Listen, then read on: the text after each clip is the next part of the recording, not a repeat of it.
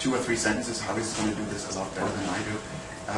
Probably some of you have read this study From Blueprint to Scale, which Monitor Inclusive Markets published end of last year, which is highlighting a new role of philanthropy in impact investing.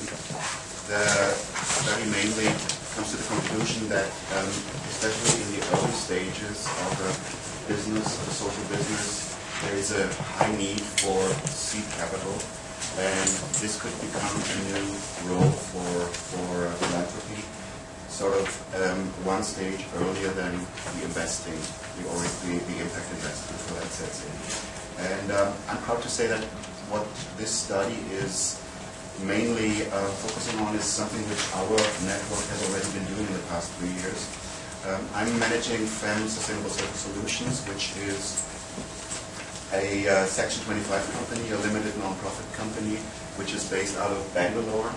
And what we do is basically we see ourselves as an incubator, as an organization sort of in between philanthropy and impact investing, a facilitator. And during the past 3 years, almost 3 years that we have been in India, we managed to create several different pilot projects in the areas of water supply, health, telemedicine, affordable housing,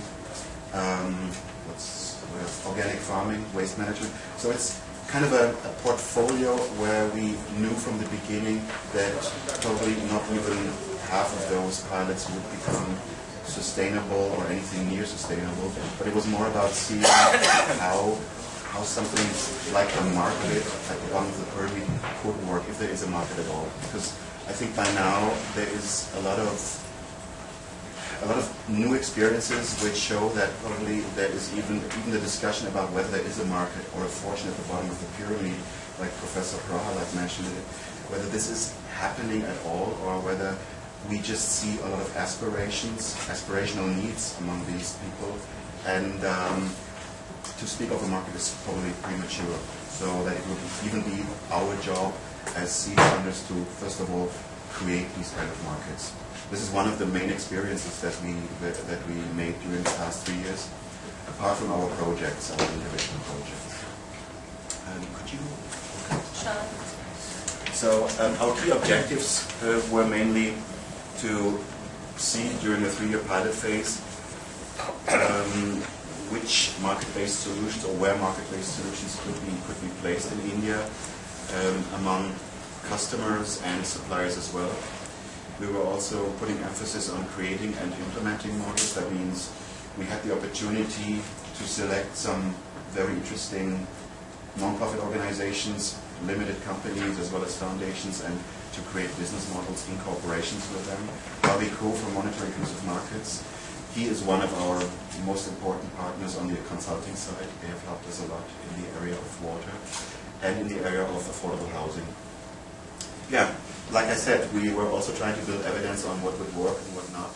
And at the moment, coming close to the end of our 3-year project period, we want to finalize this project and to become a hub for social businesses in India and for impact investors. I think there's a lot of hype about impact investing in India, same as in other continents as well. But a lot of very important instruments and tools are still missing. I think there's not much governance, there's not much transparency, intermediaries are missing, and they're not few, but really a lot of people, experts on the ground, who say probably the day of reckoning will come very soon if these kind of institutions and institutional measures are not implemented soon. And as you probably know, there has been a crisis in the microfinance sector 2 years ago, starting from Andhra Pradesh. I would assume that given that this sector, the microfinance sector, is already more than 20 years old, that if it happens in such a sector, we better get our act together with regard to impact investing very soon. Otherwise, I see similar problems coming up. And if you look at who is investing into which companies, it's definitely that a lot of well-meaning companies and investors are chasing very, very few investment targets. It's always the same the usual suspects, you would say, which of course has to do with the fact that there's not much transparency. This is an oversight over the project that we currently do. Like I said before, it's pilots. We're piloting certain models spread all over the country. In the north, in Punjab, we do organic farming. We combine it with microfinance. That's something which we do in most of the cases. That means we will, for example, do a health project, a health pilot, and we try to see whether health insurance, micro-health insurance will work.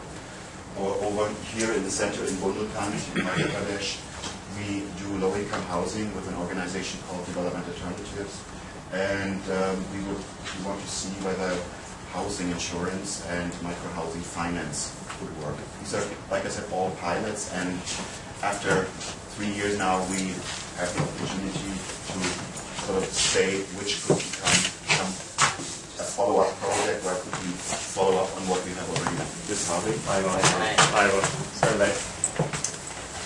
Should I finish my presentation first? Yeah. Okay. So I just did a very 3-4 seconds on your blueprint to scale study, and then I changed the subject and told the audience what we are currently doing with the help of Monitor and other consulting companies. Yep. And so these are basically, that's on a map of India what we are doing, where we are working. We have not only a portfolio of different projects, but also of different legal entities, and it's really interesting to see where the relationship and the cooperation works better with a startup limited company or with an NGO. Probably it's something which we could discuss later if some of you are interested in this topic. But it's obvious that, and this is another important learning, that with different kind of legal entities there will also be different kind of experiences. We're Skyping to make sure they don't have very good signal, so. Could you go any further? Yes. So at the end, when everything is, when we want to be finished with our project, it's mainly that FEM-S3, FEM Sustainable Social Solutions, will be doing capacity building and advisory services. We want to help our partners at OPES to find the right social enterprises, the right investment targets. We will presumably become the local office for this investment fund.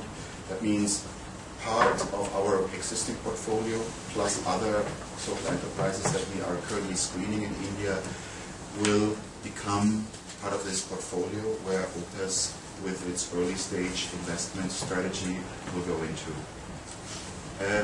And of course, yeah, basically that's it. You can just go ahead. So what have we learned? Some of it I already mentioned to you. I think it's definitely sure that market-based solutions have a high potential for blended value. However, you cannot just adapt from middle-class markets as we know in the West. We need a lot of experience from the ground. I think this is what helped our network, that there is a team in Bangalore, that we have a high experienced team of mainly Indian colleagues who know this sector very well, that we also have cooperations with companies such as Monitor Inclusive Markets or CIRM in Chennai, who know this sector very well, much better than we do. And this has helped us a lot in certainly we did manage it. We did our own mistakes, but to avoid other mistakes. It's something which I already mentioned. It's essential to pick the right partners for piloting products and a service. And we managed during the process, and I think I have to give a lot of credit to our funders. Our project has been mainly funded through large Italian foundations, mainly Fondazione Cariplo, that they were very, very flexible. Coming from continental Europe myself, I would assume that not very many large foundations have proven to be so open to our advice and so flexible when it came to changing project partners, to changing the project strategy. Another experience, maybe Harvey can also go into more detail when it comes to that. Corporates are much less active in this space than startup social enterprises. Of course, there are reasons for that. And we managed to come to create cooperation with, in the area of telemedicine, where we found a telemedicine technology provider to support us in the pilot period. But at the end of the day, probably corporates are a lot more risk-averse, of course, than startups. That's another mini experience. There is tremendous excitement about impact investing. However, it's definitely a lack of investment targets. And what I already mentioned before, given the fact that not very many investment targets on the market, there's also a lack of intermediaries, of institutions that govern this market. And the enabling infrastructure, of course,